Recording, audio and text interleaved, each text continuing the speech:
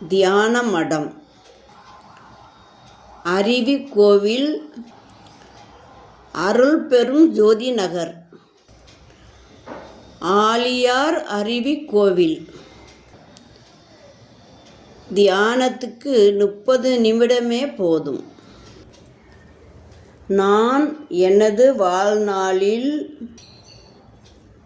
யாருடைய உடலுக்கும் மனசுக்கும் துன்பம் தரமாட்டேன். துன்பப்படுபவர்களுக்கு என்னால் முடிந்த உதவிகளை செய்வேன். நான் இதுபோல் 3 முறை வாக்குறுதி தருகிறேன். மகரிஷி தியான மடம். அமைதி காப்போம். அமைதி, அமைதி, அமைதி. தமிழ் வணக்கம்.